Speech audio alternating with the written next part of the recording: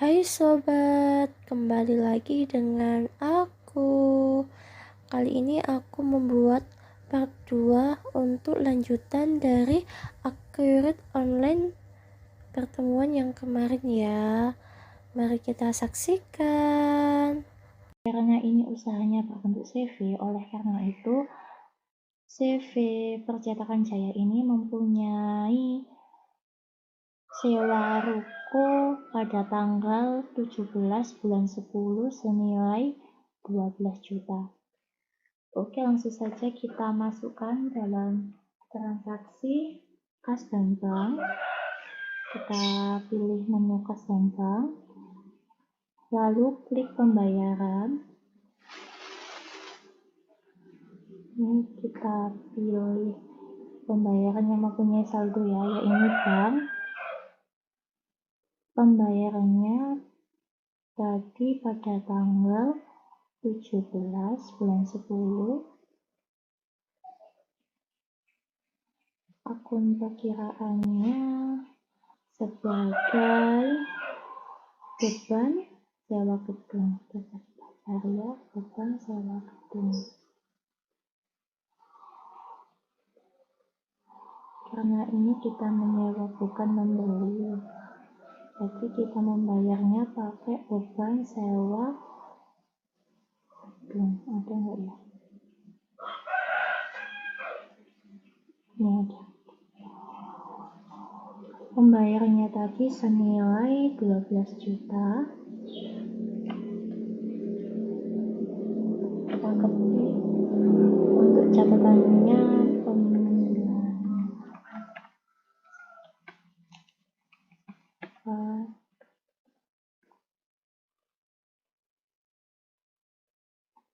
tahun ini aja, lanjut, lalu klik simpan. Ya, selanjutnya ada transaksi lagi, ya ini pada tanggal 19 bulan 10. CV Percetakan Jaya ini mempunyai 2 pegawai yang masing-masing pegawainya digaji 2,5 juta. Langsung saja kita gaji ya. Kita masuk kas dan bank, klik pembayaran, lalu bank. Tanggalnya tadi pada tanggal gajiannya tanggal 19 ya. Kita pilih beban gaji upah.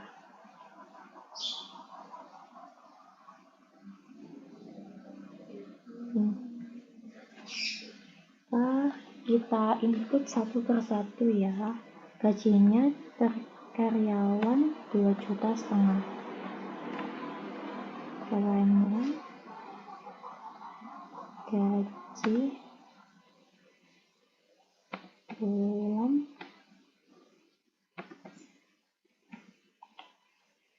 8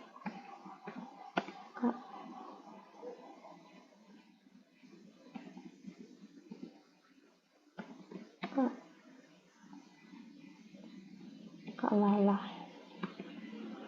Udah, lanjut, lalu klik simpan. Kita input lagi gaji upah pada karyawan yang satunya, pilih bank. Kita gaji pada tanggal 19 seperti transaksi tadi. Kita pilih beban gaji ini, lalu gajinya 2.500.000. Ini untuk gaji Pak Rudi bulan 8. Oke, kita lanjut, lalu klik simpan.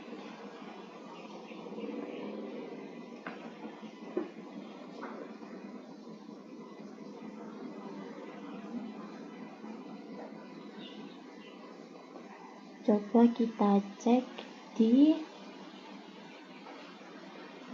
setelah penginputan gaji, coba kita cek di laporan terbaru kita.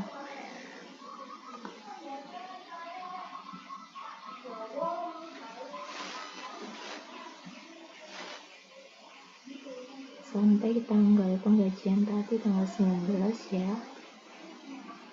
Tampilkan. Nah, ini pendapatan pada bulan kemarin pada part pertama itu kan 15 juta. Kemudian tadi ada beban gaji untuk 2 karyawan yang totalnya 5 juta. Kemudian membayar sewa gedung atau ruko senilai 12 juta. Untuk tahun ini jadinya totalnya 17 juta. Sedangkan pendapatan kita 15 juta. Jadi pendapatan operasionalnya jadi minus 2 juta. Ada studi kasus tertanggal 20 bulan 10, 2 karyawan tersebut menerima pemesanan dari Cinda, yaitu sablon souvenir dengan total harga 6.250.000 dengan pemesanan 250 pieces dengan harga satuannya 25.000. Jadi langsung aja kita masuk dalam penjualan. Kita buatkan dulu faktur penjualannya. Pelanggannya tadi bernama Cinda ya. Cinda kita buat sebagai data customer baru.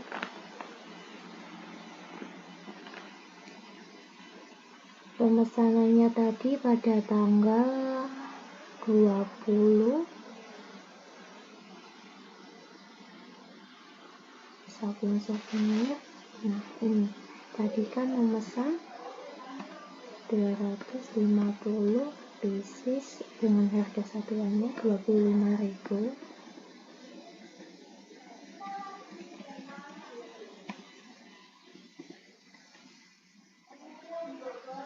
Nah, total harganya jadi 6.250.000. Kita info lainnya, kita kasih catatan.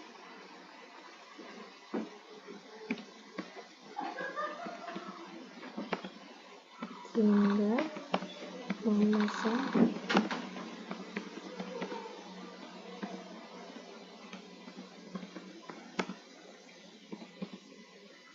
dompet batik sejumlah 250 pieces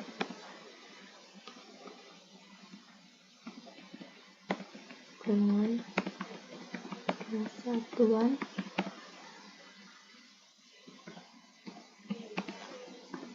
25.000. Udah, kita lanjut. Lalu kita simpan. Setelah kita membuat faktur penjualan untuk dikasihkan ke customer kita, lalu customer kita melakukan transaksi pembayaran. Langsung aja kita terima uang penjualan kita, diterima dari customer Cinda yang pembayarannya melalui bank dengan tagihan ini ya, yang sudah kita input di faktur penjualan sejumlah 6.250.000. Oke, sesuai, dibayar dengan lunas tanggal itu juga. Pembayarannya kita buat langsung aja tanggal 20 sesuai dengan pengeluaran faktur penjualannya. Sudah sesuai, lalu kita simpan. Nah,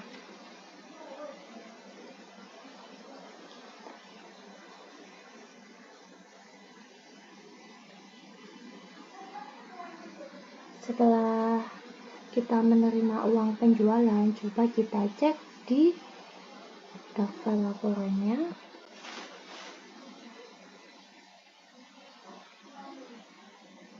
lagi sampai tanggal 20 ya. Transaksi yang terakhir tadi kan tanggal 20 pas dengan customer Jinda kita tampilkan.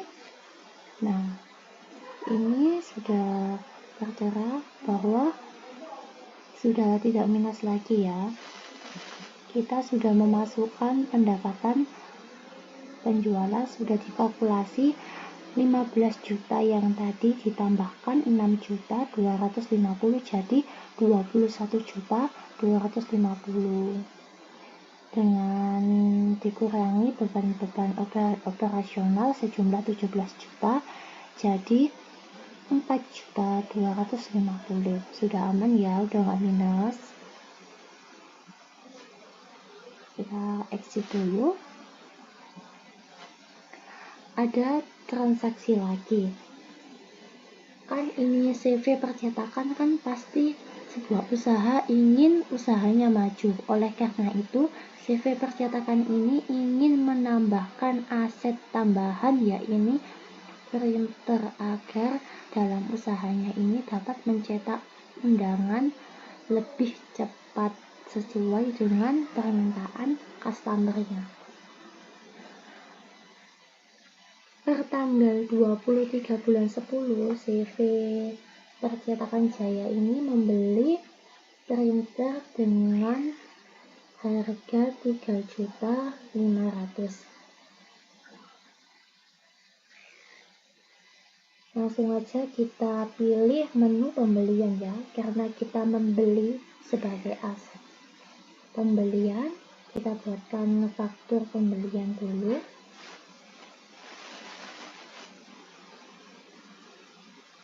Pemasoknya kita belinya di Hartono. Kita simpan sebagai data baru.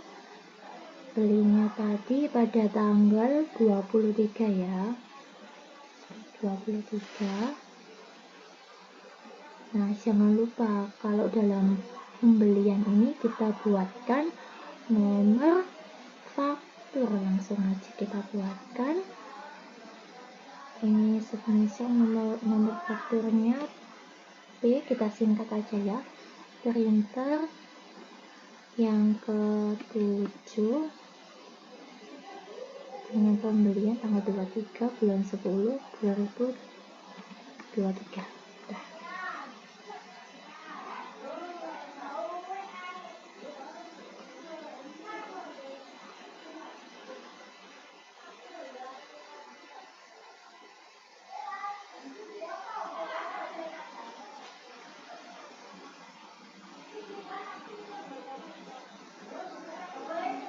Dengan tanggal pengiriman tanggal 23,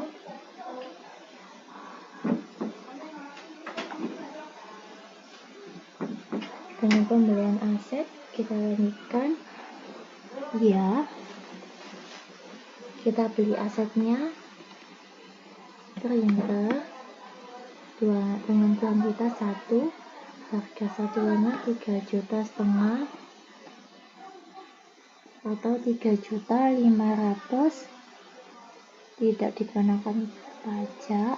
Dengan info lainnya kita kasih catatan pembelian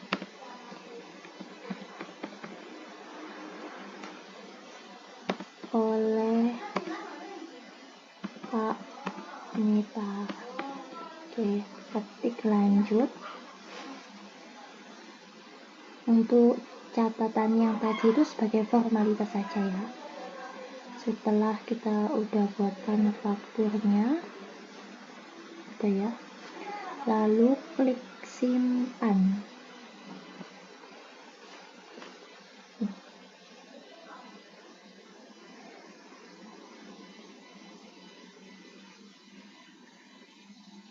Coba kita cek di daftar laporan di keseluruhan jurnalnya.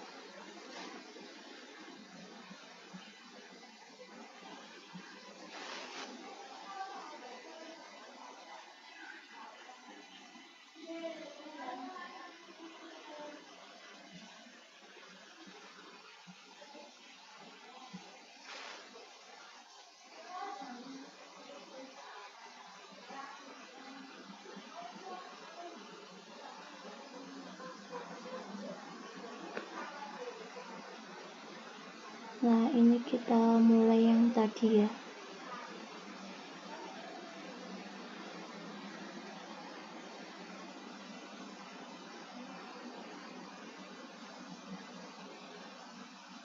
Kita tadi mulai yang ini. Beban sewa gedungnya 12 juta dan pembayaran gaji upah 2 karyawan 2.500.000, 2.500.000 dan pembelian dan mendapat pemesanan lagi 6.250.000. Nah, kok nggak ada pembelian aset? Karena perusahaan ini belum mengakui bahwa printer tersebut itu belum dikatakan aset tetap. Langsung aja, kan tadi hanya membuat faktur penjualan, belum melakukan pembayaran. Oleh karena itu, kita lakukan pembayaran terlebih dahulu. Kita klik pembayaran pembelian.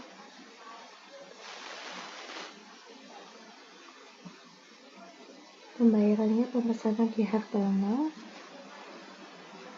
melalui bank dengan total tagihan 3.500.000. Kita lanjut. Nah, tanggal bayarnya kapan? Kita sesuaikan dengan tanggal pemesanannya aja ya, tanggal 23.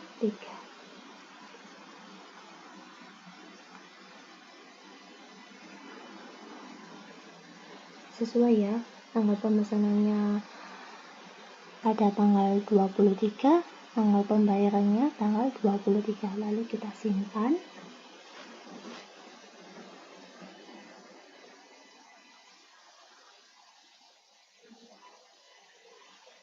Sudah, coba kita cek di daftar laporannya.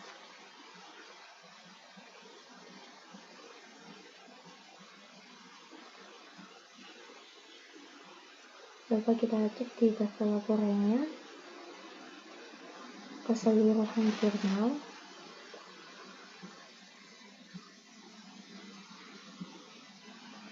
Tanggal 23 ambilkan ini sudah masuk, tetapi masih belum diakui sebagai aset perusahaan. Bagaimana bisa dikatakan diakui dalam aset perusahaan? Jadi kita harus memasukkan di aset tetap. Klik menu aset tetap, lalu klik aset tetap, namanya kita klik exit dulu ya pada data baru ini. Nah ini tadi kan udah kita buat, kita klik aja, ini sudah sesuai ya, tanggal belinya tanggal 23, tanggal pakainya juga tanggal 23, dengan faktur pembelian juga sudah sesuai. Metode penyusutannya kita gunakan metode garis lurus dengan akun aset peralatan dengan akun akumulasi penyusutan peralatan.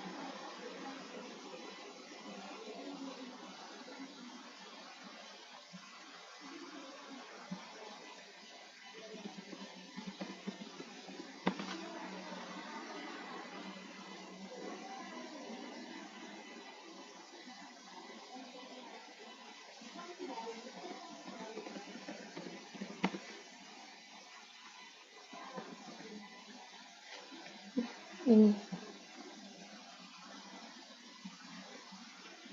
akun beban penyusutannya juga sebagai peralatan. Coba kita cari Nah ini, dengan umur aset kita buat 5 tahun, kita kategorikan aset sebagai terbentar. Sudah.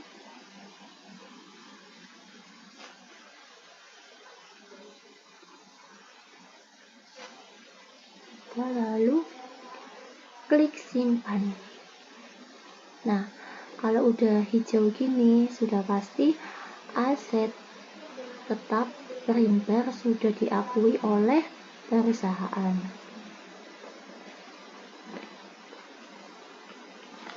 Coba kita cek di daftar laporan ya. Sebelum itu kita exit dulu.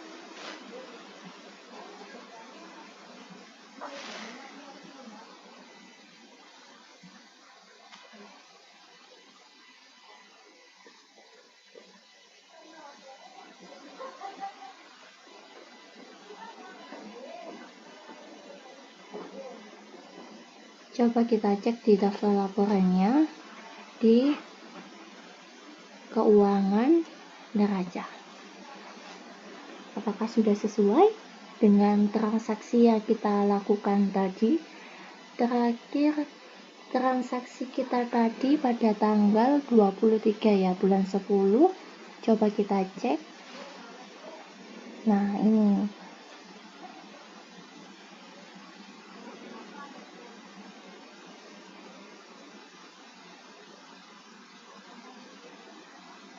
Kita mempunyai kas dan setara kas ya ini senilai 20.750.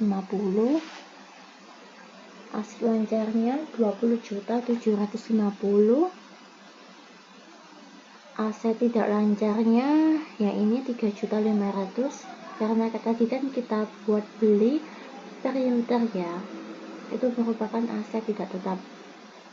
Jadi jumlah aset lancar dan tidak lancarnya sejumlah 24.250. Pada bulan ini ekuitas saldo awal kita berjumlah 20 juta dan laba tahun ini berjumlah 4.250. Jadi jumlah liabilitas dan ekuitas dengan total nilai 24.250.